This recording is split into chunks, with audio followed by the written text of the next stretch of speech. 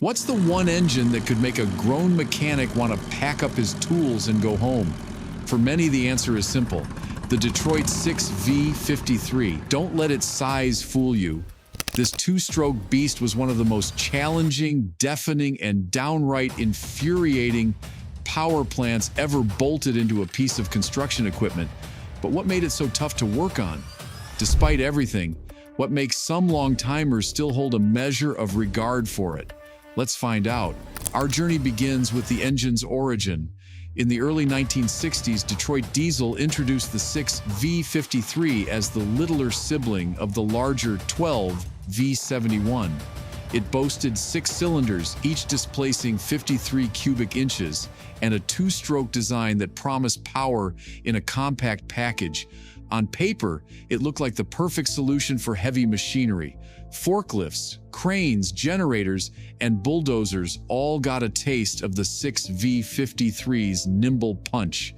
But what seemed like an elegant engineering solution would soon expose harsh realities in grease-streaked service bays. The first challenge was the two-stroke system itself.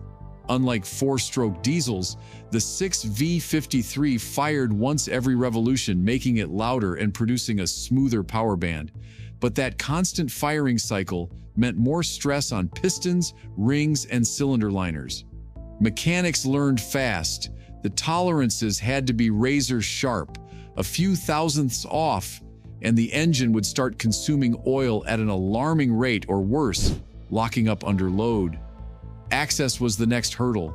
The engine's compact layout meant components were densely packed for space efficiency. Need to replace fuel injectors or adjust timing gears? Be prepared to dismantle half the engine to reach them. Every bracket, hose, and mount had to go. You'd spend hours squinting into tight corners, contorting your wrist so badly you'd need aspirin by lunchtime. By the time you finally got that injector loose, you'd be covered head to toe in grime, and the site supervisor would be breathing down your neck asking how much longer. And then there were the tools, or the lack thereof. Detroit Diesel's two-stroke engines demanded specialty pullers, spacers, and compressors that few independent shops stocked. Mechanics found themselves placing phone orders in the morning and waiting by the parts counter for days, sometimes weeks. While the schedule stalled, diesel-burning machines idled, burning fuel and profits alike. Nothing tests a mechanic's patience like a $50 compressor you can't find locally. More than a few mechanics got good at welding up their own makeshift pullers from scrap steel and threaded rod. You'd spend an hour fabricating a tool you'd use for 10 minutes, praying your welds would hold under the strain. When they did, you felt like a genius. When they didn't, and a chunk of steel went flying past your ear, you learned a whole new dictionary of curse words. Transitioning from tools to tune-ups, the scavenging blower added its own brand of misery. Detroit's Roots-type blower forced air into the cylinders, intended to boost performance and aid scavenging. In the real world, blower gears had to mesh perfectly. A misalignment of fractions of a millimeter meant excessive wear on gears and shafts.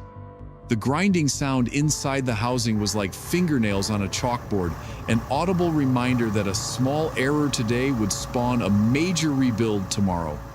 From air to fuel, the 6V53 ran on unit injectors, each combined with its own cam-driven pump. Replace a leaking injector, and you risk upsetting the entire firing sequence. Mechanics learned to dread the injector rack, a delicate assembly where each slide had to be shimmed to the exact height.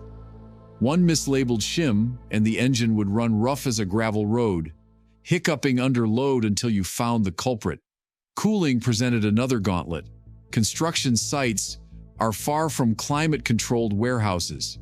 Dust, mud, and extreme heat conspired to choke radiators and oil coolers. Mechanics routinely disassembled front ends just to reach the water pump or thermostat housing. A clogged oil cooler meant scalding hot oil blasting seals until they failed. Constant vigilance, flushing, cleaning, and inspecting were the only way to keep temperatures in check. Here's a twist that I bet you didn't know. Most 6V53s roll off the line with hefty cast iron blocks, but starting in the late 1960s, Detroit Diesel quietly offered a limited-run aluminum block 6V53T for weight-sensitive rolls. By shedding roughly 150 to 200 pounds compared to its cast iron sibling, this variant found its way into railcar power units and airport ground support equipment, applications where every pound saved translated into greater payload or fuel economy. Military surplus vendors today occasionally surface these rare cores, but they're prized by restorers precisely because so few were made. Beyond lighter weight, the aluminum block's superior heat dissipation helped keep operating temperatures steadier under high-duty cycles, especially in twin-turbo TT configurations pushing over 400 horsepower. However, aluminum's lower strength meant tighter rebuild tolerances and a premium on replacement parts, so Detroit never expanded it beyond niche markets. Now let's add the realities of field repairs. Ever tried pulling a 6V53 injector in the dead of winter when parts freeze to metal surfaces? Or piecing together a temporary blower housing patch with sheet metal and JB weld during a shutdown? Field mechanics became masters of improvisation, armed with zip ties, duct tape, and sheer determination to keep the 6V53 running until proper parts arrived. There was a unique smell to that desperation, the chemical tang of quick-setting epoxy mixed with the metallic scent of leaking diesel. You'd be on your back in the mud, holding a patch in place with frozen fingers, listening to the drip, drip, drip of lost profit hitting the ground. In those moments, you weren't just a mechanic, you were an artist of the bare minimum, a surgeon performing battlefield medicine on a cast iron patient. For the owner-operator of a small construction outfit, the 6V53 was a constant gamble. When it ran, it made you money hand over fist. But when it went down, it could bleed you dry. The cost of downtime was brutal. A crane sitting idle for 2 days while you waited for a specific seal kit wasn't just a repair bill, it was a cascade of lost contracts and angry clients. This economic pressure forged an intimate bond between the owner and the engine. You learned to listen to its every sound, not just for performance but for survival. That slight change in the blower's whine wasn't just a noise, it was a warning that your kid's college fund was on the line. But amid the frustrations, a curious thing happened. Did you know that when you treated it right, the 6V53 engine wasn't just good, it was practically a workhorse legend? Imagine 6 cylinders, small but mighty, firing relentlessly with every revolution, creating an unshakable wellspring of power. This wasn't about flashy speed, it was about unwavering performance when it mattered most. Generators hummed for days on end without a single cough. Concrete mixers, caked in quarry dust, churned through load after relentless load. And cranes? They'd hoist massive steel girders with a confidence that bordered on defiant. That kind of dependability, once proven, wasn't just hard to ignore. It earned a grudging respect that echoed through the toughest job sites. Even its noise, once a point of irritation, turned into a signature growl. Picture a locomotive's rhythmic chug. That was the sound of a healthy 6V53 under load. Supervisors learned to recognize it and trusted it more than quieter, fussier rivals. That engine's bark meant power on demand. You could stand 100 yards away and know by the pitch of its roar whether the operator was pushing it hard or just warming it up. It was a language spoken in decibels, and every seasoned mechanic was fluent. So why, despite all the headaches, do old-timers still speak of the 6V53 with reverence? The answer lies in the bond forged through hardship. Taming a 6V53 required skill, patience, and grit. When you finally remeshed blower gears or precisely calibrated injector timing, you earned bragging rights. Those were the mechanical feats told around the smoker after a long shift. Imagine Joe in Kansas holed up in a muddy pit, remachining cylinder liners on the fly because the shop press was 2 states away. Or Maria in Texas, who spent 2 nights under a crane, shim-setting injectors so meticulously that her engine purred smoother than any 4-stroke competitor ever dared. Those were the stories. Tales of sweat, ingenuity, and stubborn pride. The 6V53 also taught mechanics to adapt. Its compact design inspired makeshift applications, pedestrian lifts, irrigation pumps, even welding trailers. Engineers and mechanics became problem solvers, devising creative hacks to fit the engine into unconventional projects.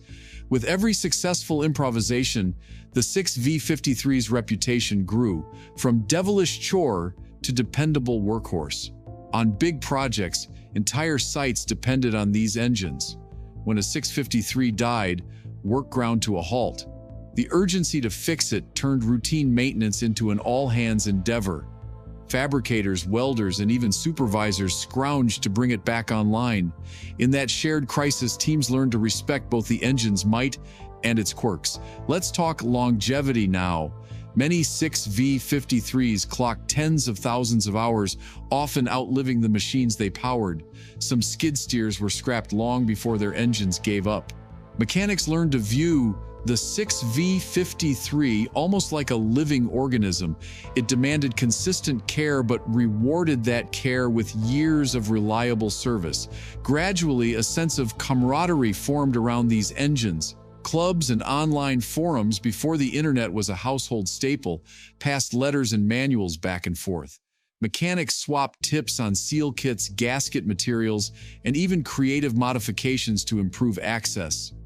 That grassroots network strengthened the mystique. If you could tame a 6V53, you belonged to an exclusive club. And there's a poetic irony in the 6V53's legacy, a humble, undersized engine that became an icon of might and resilience. It embodied Detroit diesel's ethos, engineered to withstand the harshest conditions, yet demanding respect through challenge. In later years, as parts supply tightened and newer engines emerged, mechanics rallied to keep the 6V53 alive. Salvage yards became treasure troves of cores, and custom shops began manufacturing aftermarket liners and gasket sets. Restoration projects sprang up.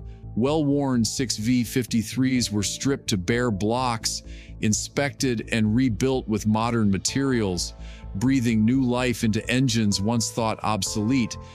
Today, a handful of enthusiasts preserve these 2-stroke warriors in museums and private collections.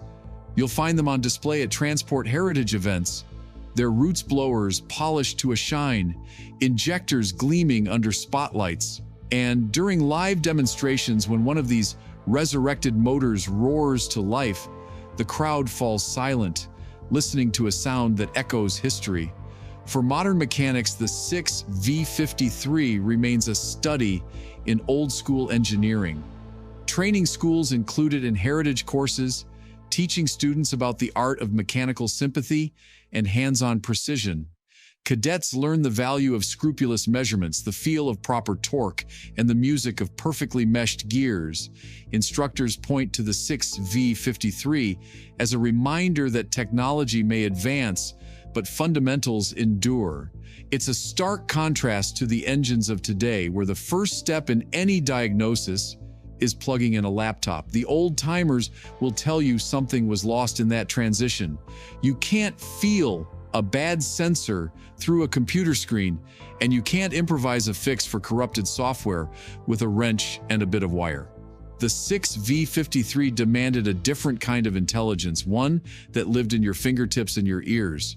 When you ask an old-timer about the Detroit 6V53, you'll hear grumbles about how it chewed through parts and made your fingers bleed, and then, after a pause, a quiet nod.